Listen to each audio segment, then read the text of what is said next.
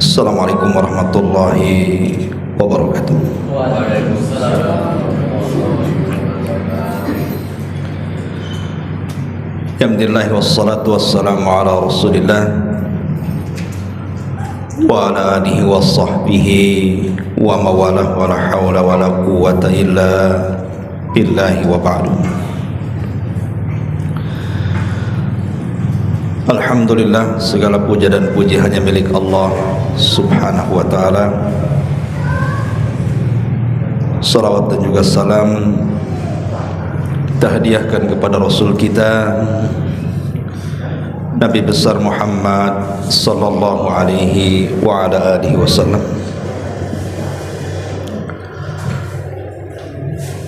Ma'asyiral muslimin wal muslimat rahimani wa rahimakumullah.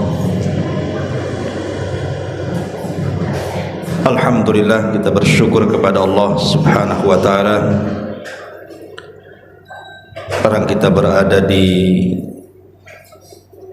hari kemerdekaan Republik Indonesia. Tentu ini mengenang akan para pahlawan yang sudah memperjuangkan negeri ini sehingga terbebas dari penjajahan. Tentu ini sebuah nikmat yang sangat besar. Kalau bukan karena Allah subhanahu wa ta'ala, kemudian mereka, para pendiri bangsa ini, entah kita ini sekarang nasibnya seperti apa. Maka sudah selayaknya kita ini mensyukuri jasa-jasa manusia dengan mendoakan mereka. Ma'asyiral muslimin yang dimuliakan Allah azza wa jalla, pembahasan di malam hari ini kita akan membahas satu dosa yang iblis tidak bisa melakukan, kita pula manusia melakukan. Dosa apa itu? Iblis saja tidak bisa melakukannya, kita pula melakukannya. Inilah pembahasan yang kita akan bahas di malam hari ini. Ma'asyiral muslimin yang dimuliakan Allah subhanahu wa ta'ala, kalau kita istilahkan di masyarakat, orang yang membunuh dikatakan penjahat, ataupun orang yang korupsi dikatakan penjahat, peminum, penjudi dan begitu seterusnya. Itu masih ringan, karena di sana ada dosa yang subhanallah, yang saya katakan di awal, iblis saja tidak bisa melakukannya, kita pula yang terkadang mengaku Islam, bahkan sebagiannya salat, sebagiannya puasa, bersyahadat, melakukan ibadah, baca Quran, zikir, tapi justru melakukan dosa yang iblis tidak melakukannya. Ma'asyiral muslimin yang dimuliakan Allah azza wa jalla, kalau seandainya saya bertanya kepada anda semuanya, siapa iblis itu? Tentu kita katakan bahwa iblis itu adalah biang keroknya setiap kerusakan. Dialah ra'sus syarr, artinya dia adalah pemimpin kejahatan. Karena setiap ada kejahatan pasti di baliknya ada iblis dan syaitan. Tetapi walaupun kita katakan iblis itu adalah pusat daripada kejahatan, makhluk yang dilaknat oleh Allah subhanahu wa ta'ala, diusir dari surga dan menjadi musuh terberat manusia, walaupun demikian iblis itu masih beradab dengan Allah. Dia masih punya akhlak, punya adab kepada Allah subhanahu wa ta'ala. Makanya kalau kita lihat dalam Al-Quran, seburuk-buruknya iblis itu Disebutkan dalam surah Shad ayat 82. Kalau bersumpah di hadapan Allah Azza wa Jalla, dia mengatakan apa? Qala fa bi izzatika la ughwiyannakum ajmain. Iblis berkata, demi kemuliaanmu ya Rabb, demi keagunganmu ya Rabb, demi kebesaranmu, aku akan menyesatkan manusia semuanya. Jadi iblis masih beradab, masih memuji Allah Subhanahu wa taala, karena masih mengatakan fa bi izzatika, demi kemuliaan, ketinggian, kebesaran. Jadi iblis saja masih beradab kalau bicara dengan Allah Azza wa Jalla. Tapi ada di antara manusia itu yang mereka tidak punya adab dengan Allah, tidak punya akhlak dengan Allah Subhanahu wa taala, di mana ada di antara mereka yang mencaci maki Allah Subhanahu wa taala, menghina Allah dengan bahasa-bahasa yang iblis saja tidak mengucapkannya. Bahkan orang-orang Yahudi sekalipun ataupun orang-orang Nasrani, kalau kita katakan bahwa mereka dalam keyakinan kita umat Islam orang-orang kafir, kalau mereka tidak masuk Islam maka mereka akan masuk neraka dan dikekalkan di dalamnya. Itu keyakinan kita umat Islam, karena agama di luar daripada Islam itu kafir, dan orang kafir masuk neraka. Tapi dalam ajaran mereka, dalam keyakinan mereka, tidak ada ajaran mereka menyuruh untuk mencela Allah Subhanahu wa taala, menghina Allah Subhanahu wa taala, tidak ada. Ya, ada sebagian mereka yang mengurangi hak-hak Allah Subhanahu wa taala, seperti ucapan orang-orang Yahudi mengatakan bahwa Allah itu miskin, kami kaya. Tetapi walaupun di atas kekafiran mereka, mereka tidak secara terang-terangan mencaci maki Allah Subhanahu wa taala. Itu Yahudi Nasrani. Atau saya katakan, bagaimana dengan orang-orang musyrik? Sama orang musyrik juga. Walaupun mereka menyembah berhala, paling tinggi orang-orang musyrik itu, mereka menyamakan berhala mereka dengan Allah, atau menjadikan berhala-berhala mereka itu menjadi perantara mendekatkan diri kepada Allah Azza wa Jalla. Tapi tidak ada di antara mereka yang mendongakkan kepala ke atas dan menghina Allah Subhanahu wa taala. Makanya heran, ada di antara kaum muslimin yang mengaku Islam, bersyahadatkan alla ilaha illallah wa anna Muhammadar Rasulullah, dia pun mengerjakan salat, bahkan mereka pun haji, umrah, tapi di antara mereka ada yang tidak beradab dengan Allah, berani menegakkan pandangan mereka ke langit dan menghina Allah Subhanahu wa taala. Binatang saja tidak ada yang mencaci maki Allah, binatang. Karena binatang itu justru mereka bertasbih. Tidak ada satupun binatang yang mencaci maki Allah, menghina Allah, itu tidak ada. Wa in min kulli syai'in illa yusabbihuna bihamdi walakin la yafqahuna tasbihahum walakin la tafqahuna tasbihahum. Segala sesuatu yang diciptakan Allah Subhanahu wa taala, termasuk juga binatang ataupun benda-benda padat seperti pohon, batu dan yang semacamnya, pekerjaan mereka hanya bertasbih kepada Allah Subhanahu wa taala.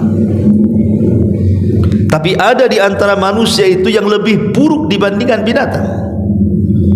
Makanya persis yang difirmankan Allah Subhanahu wa taala, ulaika kal an'am bal hum adhal. Di antara manusia itu ada yang seperti binatang, bahkan lebih buruk dibandingkan binatang. Nah, binatang tidak ada yang mencela Allah, kita pula manusia mencela Allah Subhanahu wa taala.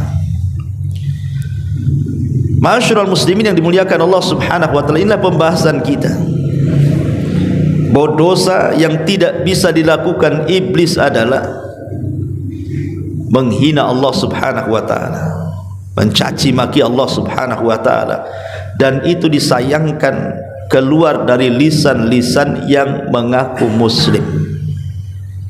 Seperti apa? Nah, ini kita akan bahas. Ma'asyiral muslimin yang dimuliakan Allah Subhanahu wa taala, dahulu di zaman Nabi sallallahu alaihi wasallam, ketika para sahabat Nabi sallallahu alaihi wasallam pulang dari peperangan Tabuk, dan kita tahu bahwa Tabuk ini musuh yang dihadapi Rasul itu bukan orang-orang musyrik Quraisy ataupun bukan orang-orang Yahudi Madinah, tapi imperium Nasrani, Romawi, dan itu dipimpin langsung sama Nabi, dan Allah Subhanahu wa taala berikan kemenangan. Di tengah jalan mereka beristirahat. Rupanya orang-orang munafik, mereka sedang duduk-duduk berpisah dari rombongan kaum muslimin. Tiba-tiba satu di antara mereka mengatakan dan mengisyaratkan pandangannya kepada para qurra, para penghafal Quran yang sedang berhalaqah di sekitar Nabi. Mereka mengatakan, ma ra'ayna arghabu butunan wala akdhabu alsunan wala ajbanu indal liqa'i min haula. Kami tidak pernah melihat ada satu kaum yang paling rakus, yang paling dusta, yang paling penakut ketika berjumpa dengan musuh kecuali mereka. Maksudnya diisyaratkan kepada para sahabat dan Nabi. Kemudian setelah mereka mengucapkan seperti itu, ini kan penghinaan kepada sahabat dan penghinaan kepada Nabi. Turun ayat, qul abillahi wa ayatihi wa rasulihi kuntum tastahzi'un la ta'tadhiru qad kafartum ba'da imanikum. Apakah dengan Allah, dengan Rasul, dengan ayat-ayatnya kalian berani mengejek, mengolok-olok? Jangan pernah cari-cari alasan, karena kalian sudah menjadi kafir setelah keimanan kalian. Ketika ayat ini turun, orang-orang munafik pun kemudian mereka lari meminta maaf kepada Nabi sallallahu alaihi wasallam yang ketika itu Rasul berada di atas unta. Mereka mengejar unta Rasul dan mereka mengatakan, ya Rasulullah, innama kunna nakhudu wa nal'ab. Rasul, kami ini hanya main-main saja, tidak serius. Kami ini hanya sendar gurau saja, main-main saja untuk menghilangkan kepenatan. Makanya kami hanya bercanda biar penat kami hilang dengan bercanda itu. Tapi tetap Rasul membacakan ayat ini, qul abillahi wa ayatihi wa rasulihi kuntum tastahzi'un la ta'tadhiru qad kafartum ba'da imanikum. Apakah dengan Allah, dengan Rasul dan ayat-ayatnya kalian berani mengolok-olok? Kata Rasul, jangan cari-cari alasan, kalian sudah kufur setelah keimanan kalian. Lihat, menghina sahabat saja yang mereka merupakan pakar-pakar Quran, dan menghina Nabi SAW saja sudah dikategorikan keluar dari Islam, sudah dikategorikan dia kafir, bukan muslim lagi. Bagaimana dengan orang yang menghina Allah secara langsung? Bagaimana orang-orang yang mengolok-olok Allah Subhanahu wa taala secara langsung? Tentu lebih parah lagi, kan begitu? Ma'asyiral muslimin yang dimuliakan Allah Subhanahu wa taala, seperti apa contohnya? Kita urut dari yang paling kecil. Nabi sallallahu alaihi wasallam bersabda dalam sebuah hadis yang dikeluarkan oleh Al-Imam Ahmad dan yang lainnya, dan juga Imam Muslim dari hadis Abi Hurairah radhiyallahu anhu. Kata Nabi sallallahu alaihi wasallam, yu'dhini ibnu Adam yasubbud dahra wa ana dahru biyadil amru uqallibul laila wan nahar. Anak Adam sudah menyakiti aku, kata Allah. Hadis ini hadis qudsi. Allah Subhanahu wa taala berfirman dalam hadis ini, anak Adam sudah menyakiti aku, katanya. Di mana mereka berani mencela masa, mencela waktu, padahal akulah yang menciptakan waktu dan akulah yang membolak-balikan waktu. Aku yang menciptakan, ada siang, ada malam, ada hari pergi, hari datang, minggu pergi, minggu datang, bulan, bulan berlalu datang tahun, dan begitu seterusnya.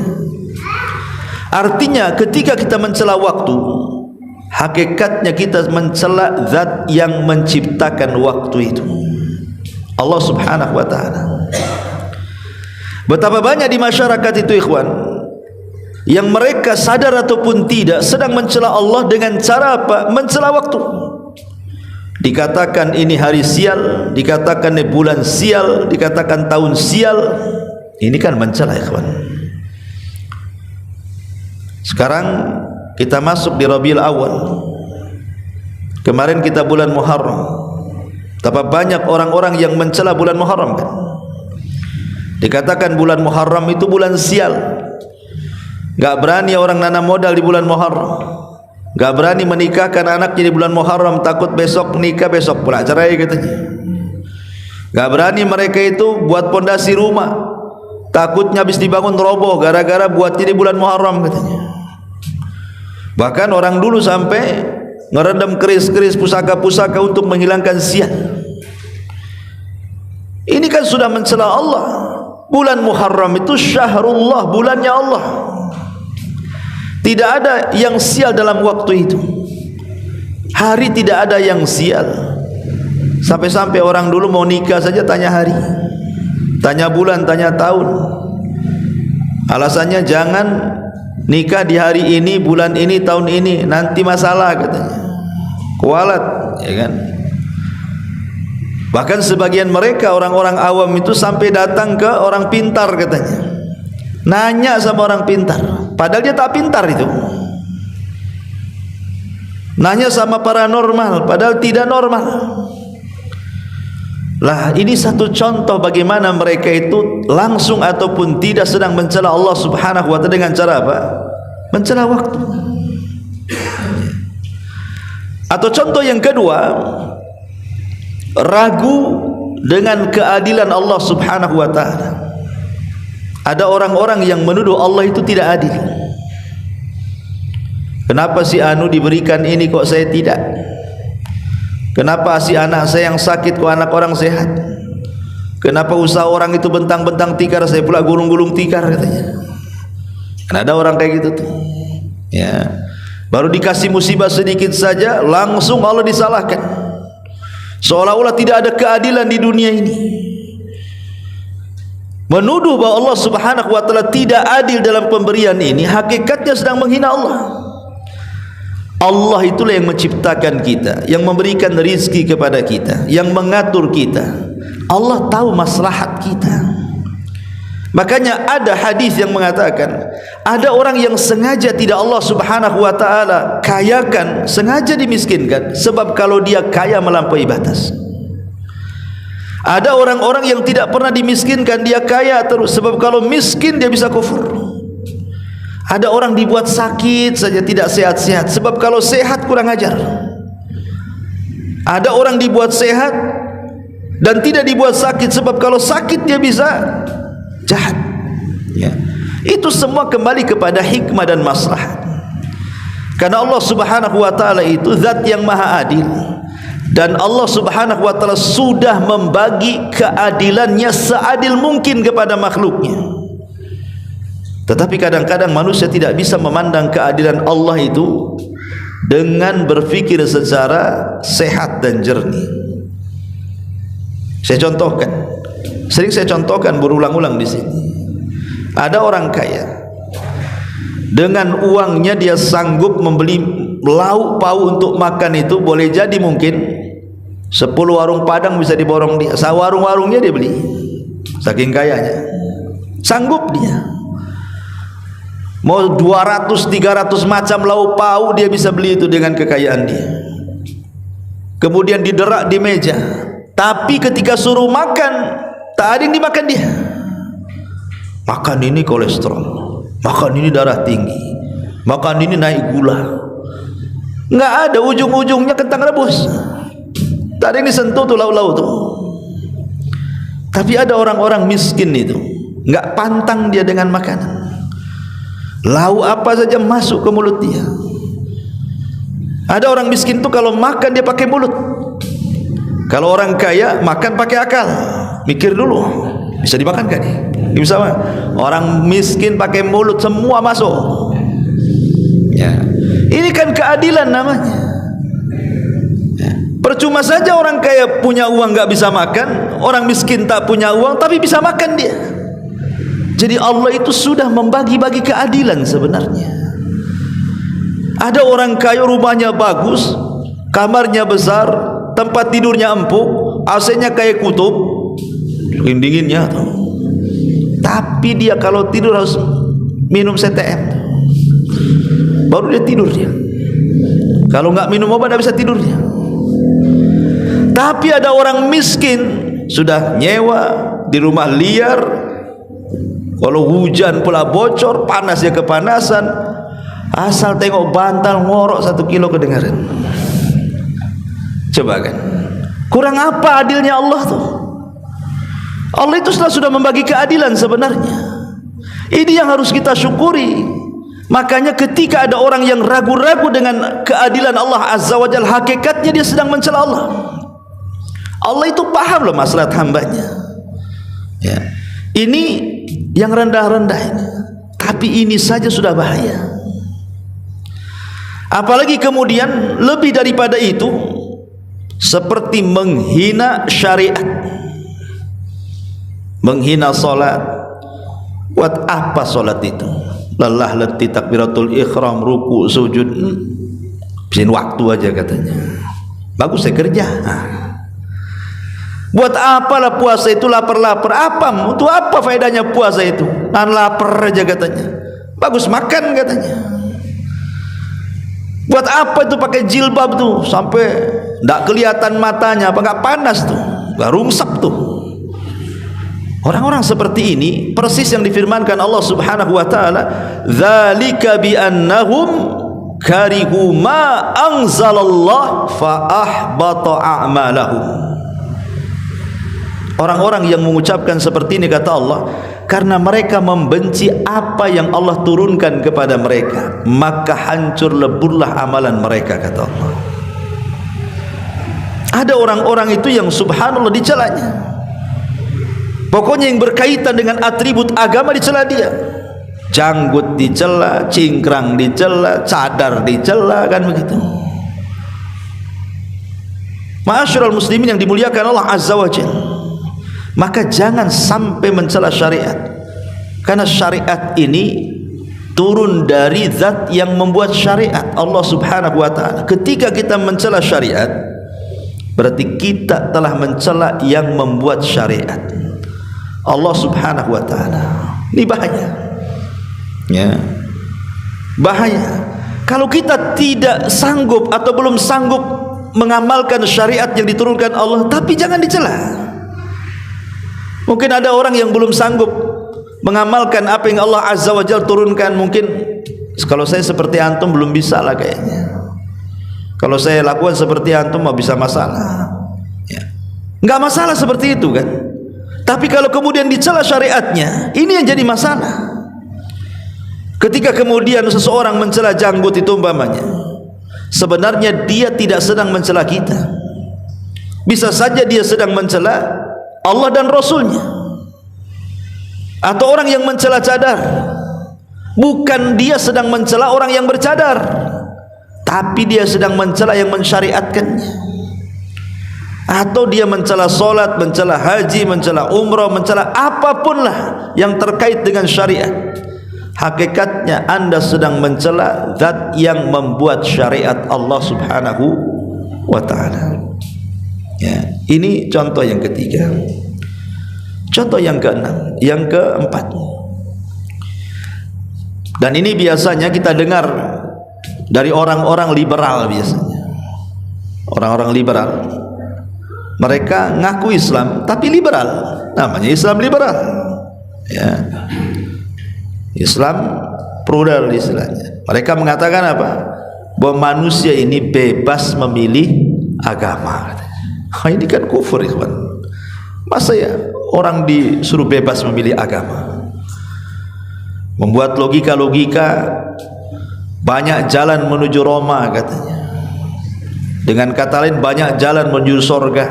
Apapun agamanya nanti ketemu di sorga katanya.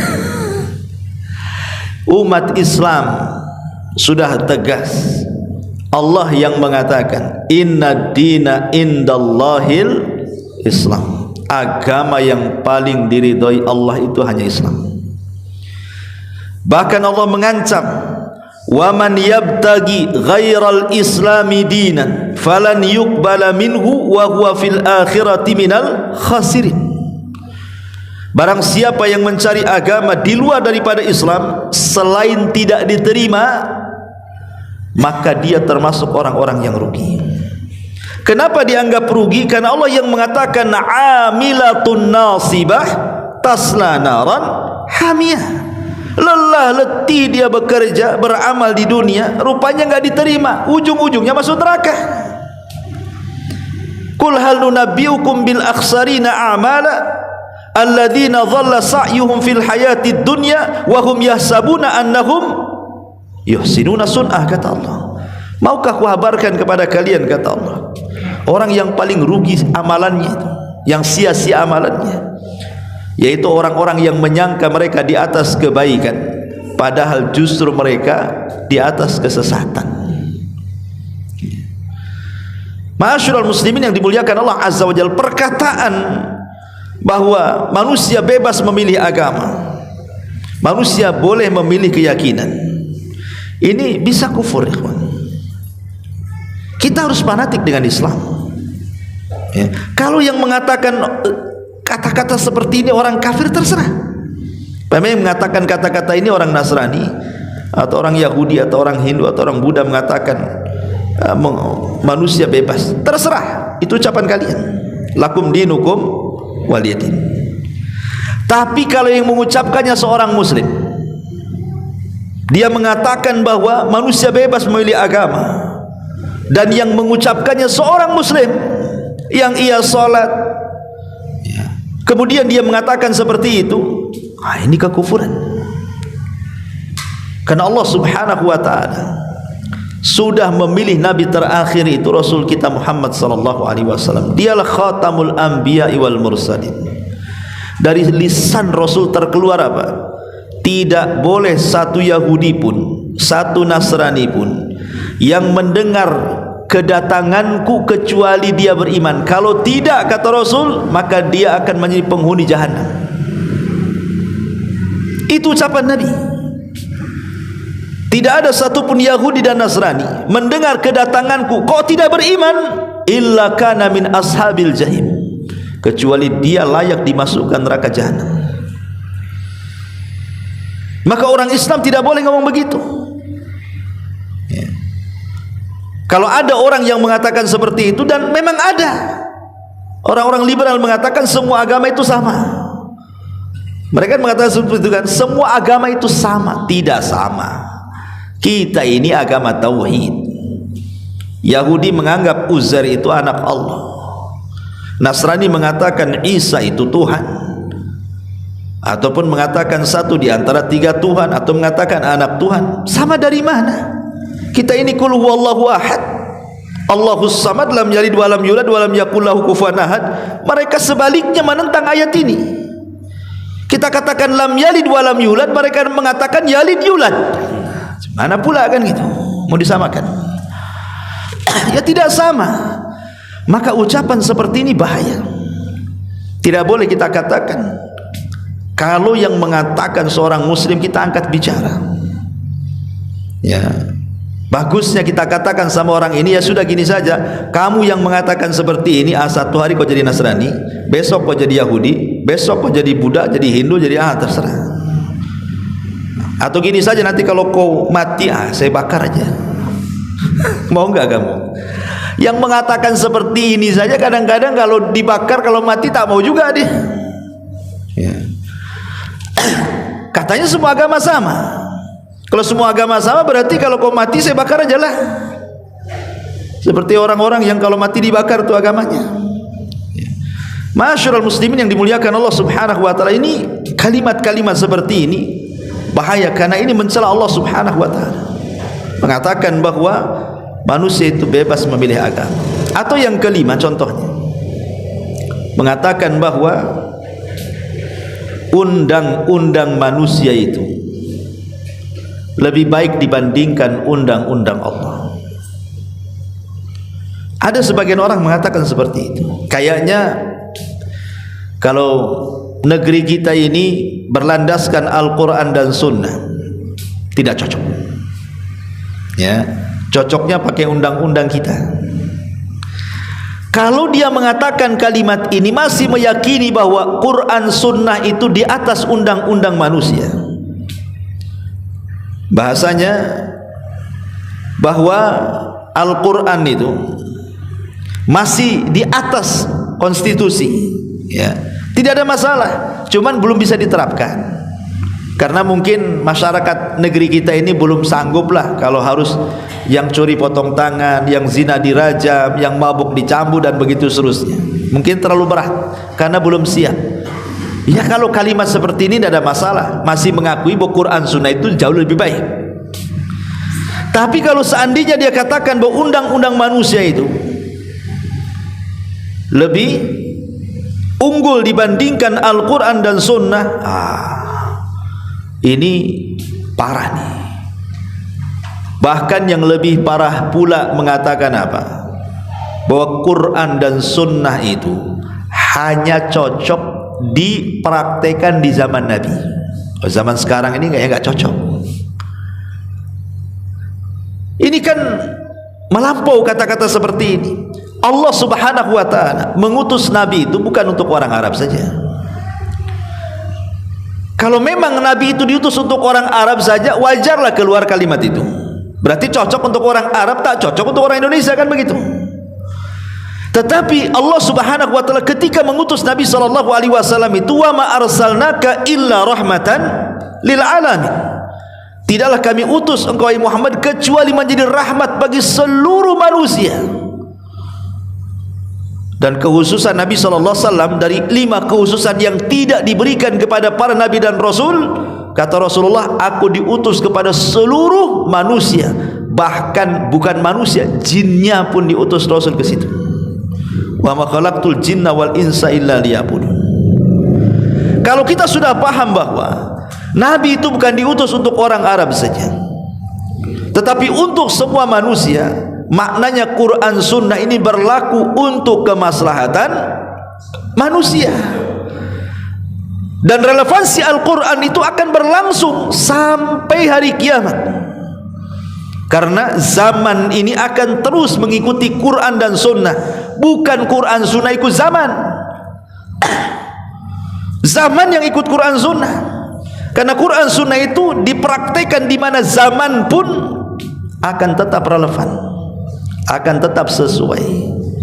Karena Allah Subhanahu wa taala, Dialah yang menciptakan kita, Dia yang memberikan rizki kepada kita, Dialah yang menghidupkan dan mematikan kita, Dia juga yang mengutus Rasulnya, Dia yang memahami maslahat kita. Allah yang tahu maslahat kita, bukan kita yang tahu maslahat kita sendiri. Allah lebih tahu maslahat makhluknya. Makanya diutus Rasul, diturunkan Quran untuk maslahat kita. Tapi undang-undang manusia itu, dia cocok bagi sebagian orang, tidak cocok bagi sebagian yang lain. Itu undang-undang manusia. Boleh jadi undang-undang di negeri kita ini cocok untuk negeri kita saja, tapi kalau dipraktekkan di negeri lain belum tentu cocok. Betapa banyak undang-undang yang diadopsi dari barat, ketika dipraktekkan di negeri kita tak cocok, kan begitu. Karena undang-undang manusia itu terbatas, cocok kepada sebagian, tidak cocok kepada yang lainnya. Karena manusia itu tidak memahami maslahat seluruh manusia satu dunia. Tapi Allah itu tahu maslahat makhluk yang diciptakannya. Bagaimana kok orang itu bisa mengatakan seperti itu? Quran itu kalamullah, itu ucapan Allah, bukan ucapan Muhammad sallallahu alaihi wasallam. Sebagaimana dulu kan pernah viral juga itu di negeri kita ini, yang menghina Al-Quran. Dan dikatakan Quran itu asatirul awalin. Rupanya bukan orang-orang jahiliyah saja yang mengatakan seperti itu, yang mengatakan bahwa Quran itu dongengan orang-orang dulu yang diceritakan oleh Muhammad, kata orang-orang jahiliyah. Ada pula di zaman sekarang yang sudah modern ngomong gitu juga tuh, persis seperti Abu Lahab, Abu Jahal, mengatakan bahwa Quran ini dongengan Muhammad saja katanya. Na'udzubillah. Quran itu kalam Allah, dia firman Allah Azza wa Jalla untuk kemaslahatan kita semuanya. Lah ucapan mengatakan bahwa undang-undang Allah itu tidak lebih baik dibandingkan undang-undang manusia, atau mengatakan bahwa undang-undang Al-Quran dan Sunnah itu cocok di zamannya, di zaman turunnya saja, tapi tidak dicocok di zaman sekarang, ini kalimat kufur. Ini bahaya. Iblis saja enggak mengatakan seperti itu, Anda pula mengatakan seperti itu, ya. Atau contoh yang lainnya, ini keberapa ini? Keenam, ya. Yang keenam, kelima, keenam, nggak ngitung antum, ketujuh lah. Atau umpamanya orang yang menghalalkan yang diharamkan atau mengharamkan yang dihalalkan.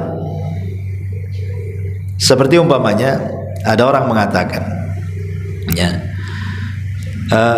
silakan minum khamar. Oh, kalau saya tak minum khamar, ya. Kenapa saya tak minum khamar? Karena khamar ini tak sehat. Tapi kalau engkau ingin minum khamar, minum aja lah katanya. Ini hati-hati ngomong begini, ya. Kalimat kalau engkau mau minum khamar, minumlah. Kan ada kayak gitu tuh. Kalau saya tak minum, kalau kau mau minum, minum aja. Bahaya omongan kayak gini nih. Harusnya antum katakan jangan, ini haram. Gitu harusnya, ya. Sebab kalau seandainya kita mengatakan kalau mau minum-minum saja, ini sama langsung ataupun tidak, dia mengatakan seolah-olah khamar itu halal, boleh diminum kan? Cuma saya tak mau minum. Lah ucapan sederhana seperti ini membahayakan akidah ini. Karena sama menghalalkan yang diharamkan namanya.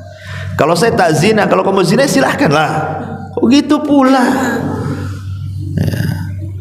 Ini kalimat-kalimat seperti ini bahaya, jangan diucapkan. Kita katakan yang haram ya haram selama sampai kiamat, yang halal ya halal. Rasul yang mengatakan al halalu bayyinun wal haramu bayyinun. Yang halal itu jelas kok, yang haram juga jelas. Kenapa jadi kabur gara-gara ucapan seperti itu? Maka orang yang menghalalkan yang diharamkan ataupun sebaliknya, maka ini bahaya. Ini sama dengan menghina Allah Azza wa Jalla. Tidak boleh terlontar kata-kata seperti ini, karena ini membahayakan akidah, ya. Ma'asyiral muslimin yang dimuliakan Allah Subhanahu wa taala, dari uraian-uraian yang sederhana tadi, contoh-contoh yang sedikit, kalau kita bentangkan banyak contohnya. Allah Subhanahu wa taala mengatakan dalam Al-Qur'an, innalladzina yu'dzunallaha wa rasulahu la'anahumullahu fid dunya wal akhirah wa a'adda lahum adzaban muhina. Apa kata Allah? Orang-orang yang menyakiti Allah dan Rasulnya, orang-orang yang menyakiti Allah dan Rasulnya, Allah laknat mereka di dunia dan di akhirat, dan Allah sudah siapkan bagi mereka azab yang akan menghinakan mereka. Lihat, jadi orang-orang yang mengucapkan kalimat-kalimat yang tadi saya sudah uraikan itu, mereka mal'un, dilaknat. Kan hakikatnya mereka sedang menyakiti Allah dan Rasulnya. Dan orang-orang yang menyakiti Allah dan Rasulnya, kata Allah, la'anahumullah, Allah melaknat mereka. Apa arti laknat? Dijauhkan daripada rahmat, didekatkan dengan azab. Nah itulah namanya laknat. Kalau ada kata-kata laknat, artinya orang itu dicabut rahmatnya dan didekatkan dengan azabnya. Nauzubillah, ya. Jadi kalau ada orang-orang yang mengucapkan kalimat-kalimat seperti tadi, mereka itu mal'un, dilaknat oleh Allah Subhanahu wa taala. Sadar ataupun tidak, mereka sudah keluar dari Islam. Mereka harus bertobat dengan taubatan nasuha, karena mereka sudah menyakiti Allah dan Rasulnya. Kalau mereka tidak tobat, wa'adda lakum adzaban muhina. Ketika di dunia mungkin mereka masih diberikan kasih sayang Allah, mereka maksiat kepada Allah, tapi Allah masih kasihan dengan mereka, masih juga diberikan hidup, diberikan rizki, diberikan kesehatan. Bukan berarti tanda Allah sayang dan membiarkan kezaliman mereka, tetapi Allah masih memberikan kesempatan kepada mereka untuk bertobat. Atau yang kedua, Allah sengaja membuat mereka istidraj. Istidraj itu dibiarkan sampai pada waktunya mereka akan diazab. Ya. Dua pilihan saja. Boleh jadi Allah memberikan kesempatan mereka hidup untuk bertobat, atau sengaja Allah biarkan mereka hidup dan menikmati fasilitas Allah, tetapi ini hanya sekedar istidraj, dibiarkan hidup sampai pada waktunya mereka akan diazab. Dibiarkan hidup itu supaya dilipat-lipatkan dulu dosanya, supaya makin banyak dosanya, akhirnya Allah akan azab dengan seazab-azabnya. Naudzubillah. Ya. Ma'asyiral muslimin yang dimuliakan Allah Subhanahu wa taala, inilah di antara dosa yang iblis saja tidak melakukannya. Bahkan orang yang mencela Allah itu lebih buruk dibandingkan para penyembah berhala, bahkan lebih hina dibandingkan binatang, bahkan lebih parah dibandingkan Yahudi dan Nasrani. Wallahu a'lam. Subhanallah bihamdika asyhadu an la ilaha illa anta astaghfiruka wa atubu ilaik. Allahu ta'ala. Assalamualaikum warahmatullahi wabarakatuh.